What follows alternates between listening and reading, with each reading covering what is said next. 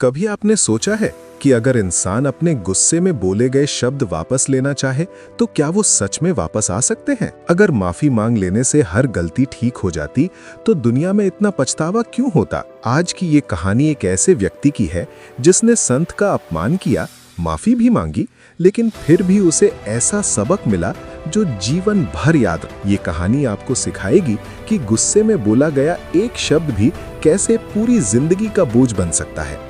बहुत पुराने समय की बात है। एक गांव में एक महान संत रहते थे जो रोज अपने आश्रम में बैठकर लोगों को धैर्य, संयम और सही जीवन का मार्ग बताया करते थे।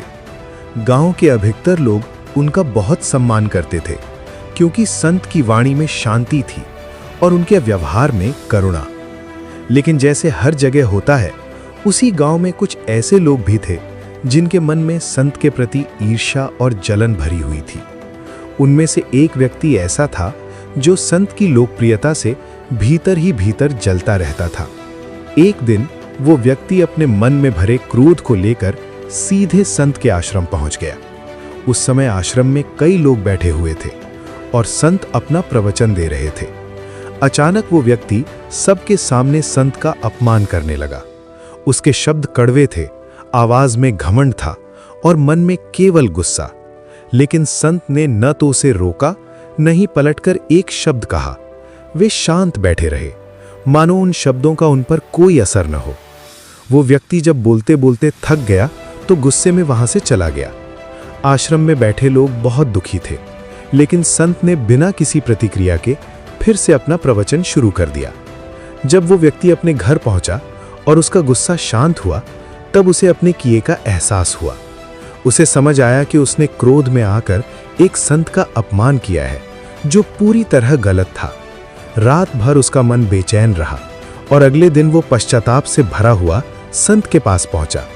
उसने सिर झुकाकर माफी मांगी और बोला कि मुझसे बहुत बड़ी गलती हो गई, कृपया मुझे क्षमा कर दीजिए। संत ने उसे देखा और शांति से कहा कि माफी मांगना आसान होता है, लेकिन शब्दों की चोट को समझना जरूरी है। फिर संत ने उससे कहा कि आश्रम के आंगन में जो पक्षियों के पंख बिखरे हुए हैं, उन्हें इकट्ठा करके मेरे पास ले आओ। वो व्यक्ति तुरंत काम में लग गया और कुछ ही देर में सारे पंख समेट कर ले आया। तब संत ने उससे कहा कि अब इन पंखों को नगर के बीचों बीच जाकर रखाओ। व्यक्ति ने बिना सवाल किए संत की बात मान ली। जब वो वापस आया तो संत ने उससे अंतिम काम करने को कहा कि अब जाकर वही सारे पंख वापस लेकर आओ। वो व्यक्ति जब नगर के बीच पहुंचा तो उसने देखा कि हवा चल चुकी थी और सारे पंख उड़कर इधर उधर फैल गए थे। कुछ गलियों में, कुछ छतों पर, कुछ दूर खेतों तक पहुंच चुके थे। उसने बहुत कोशिश की, लेकिन सारे पंख इकट्ठा करना असंभव था। थका हुआ और निराश होकर वो खाली हाथ संत के पास लौट आया। तब संत ने कहा कि यही हाल गुस्से में बोले गए शब्दों का होता है। जब हम क्रोध में होते हैं तो बिना सोचे समझे बोल देते हैं और वे शब्द दूसरों के मन को गहरी चोट पहुंचा देते हैं। जब हमारा मन शांत होता है तब हमें पछतावा होता है, लेकिन तब तक शब्द हवा में उड़ चुके होते हैं। जैसे इन पंखों को वापस इकट्ठा करना संभव नहीं है, वैसे ही मुंह से निकले शब्द भी कभी वापस नहीं लिए जा सकते।